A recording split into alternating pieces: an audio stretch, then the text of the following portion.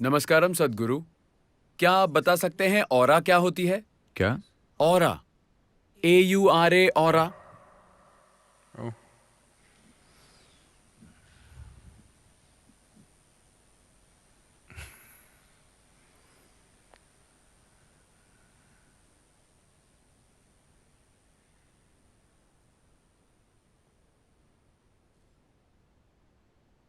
धरती पर मौजूद हर पदार्थ के आसपास ऊर्जा का एक क्षेत्र होता है।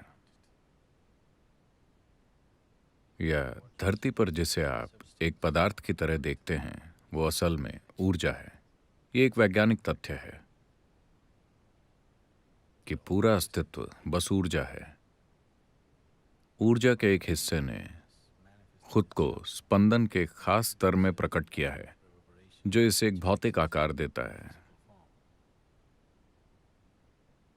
ऊर्जा का एक दूसरा हिस्सा खुद को भौतिक रूप में प्रकट नहीं करता, लेकिन फिर भी इसका एक आकार है। तो वो आकार जो अभी तक भौतिक नहीं है या फिर भौतिक बनने से इनकार करता है लेकिन फिर भी एक आकार कायम रखता है, वो ऑरा है, या उसे ऑरा कहा जाता है। Auras are of many kinds. Aura कई तरह की होती हैं। एक व्यक्ति की ऑरा बिल्कुल काले से लेकर एकदम सफेद तक हो सकती है। इन दोनों के बीच लाखों शेड्स होते हैं। मूल रूप से आप अभी जो हैं उसकी भौतिक, मानसिक, भावनात्मक और ऊर्जा स्थिति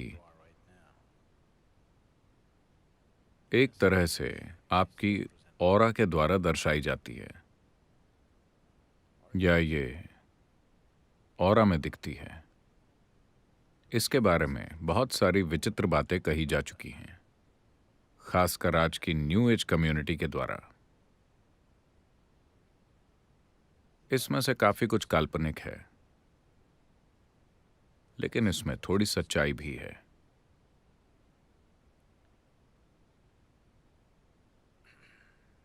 मुझे नहीं लगता कि आपको इन चीजों की चिंता करनी चाहिए। लोगों की ऑरा देखने की कोशिश मत कीजिए। ऑरा इंसान की बाहरी परत है। मैं चाहूंगा कि आप किसी जीव के अंतरतम को थोड़ा अधिक देखें, बाहरी सतह को देखने की बजाय। बाहरी सतह डॉक्टरों के लिए होती है, क्योंकि वो इंसान के किसी भौतिक हिस्से को ठीक करना चाहते हैं जिसमें कुछ गड़बड़ी आ रही हो। बाहरी सतह एक आध्यात्मिक साधक के लिए दिलचस्पी की चीज नहीं होनी चाहिए। त्वचा की तुलना में ये और भी ज्यादा सतही है। जिसे आप ऑरा कहते हैं वो त्वचा की तुलना में और भी ज्यादा सतही है, क्योंकि ये और भी ज्यादा बाहर है। तो इसमें कुछ, अगर किसी में पर्याप्त अंतर्दृष्टि है, हो सकता है कि ये कुछ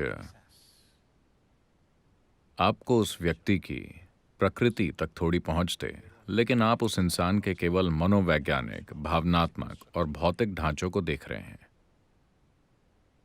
बेहतर होगा कि आध्यात्मिक मार्ग पर चलने वाले लोग ऑरा को अनदेखा करें, अपनी और हर किसी की, और अंतरतम पर ध्यान केंद्रित करें। अगर आपका ध्यान अंतरतम पर केंद्रित है तो आपकी ऑरा शानदार होगी।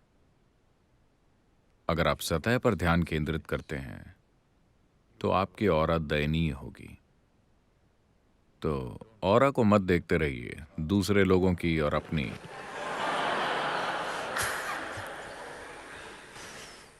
समय आ गया है कि आप इसके और उसके अंतरतम को देखें।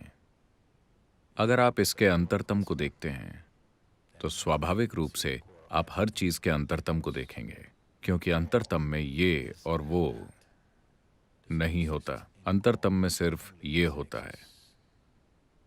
सतह पर ये और वो होता है। तो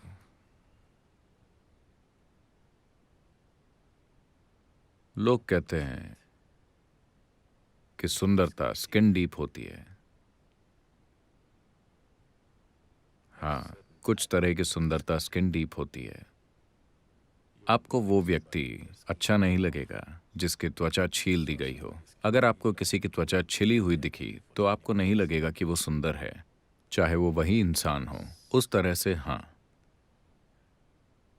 लेकिन ऑरा स्किन डीप भी नहीं है, तो उस पर समय बर्बाद करने का कोई फायदा नहीं है। अगर आप अंतरतम के प्रति जागरूक हो जाते हैं तो शायद सतह आपको दिखने लगे, लेकिन आपका लोगों की ऑरा को देखने और पढ़ने की कोशिश करना एक बेवकूफ़ी भरा काम है। ऐसी चीज़ों को करने की कोशिश में आप अपना जीवन बर्बाद करेंगे। अगर आप जागरूक हैं, अगर आपका बोध गहरा है, तो शायद आप चीज़ें देखें। जो चीज़ें मौजूद हैं उनको देखना अच्छा है। अगर आप उन चीज़ों को देखना शुरू कर देते हैं जो मौजूद नहीं हैं, तो आप आश्रम से पागल खाने की ओर बढ़ रहे हैं। अगर आप में से बहुत से उस दिशा में जाते हैं तो हम आश्रम को पागल खाने में बदल सकते हैं। हाँ, तो ये बहुत महत्वपूर्ण है। हम इसे आश्रम की तरह ही रखना चाहते हैं। आप इसे पागल खाना बनाना चाहते हैं? नहीं, हम इसे आश्रम ही रखना चाहते हैं।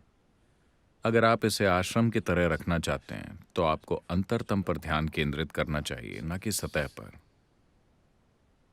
बहुत ज्यादा सतही होने का मतलब है कि हम इस जगह को पागल खाना बना देंगे।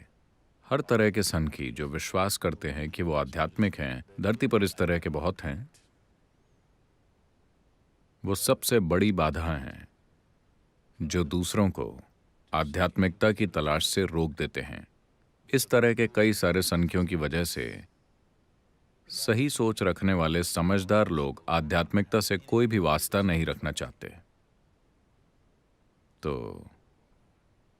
कृपया इस जगह को पागल खाना मत बनाइए। अगर आप वहां जाना चाहते हैं तो हम आपको प्रमोट कर देंगे, लेकिन इस जगह को पागल खाना मत बनाइए।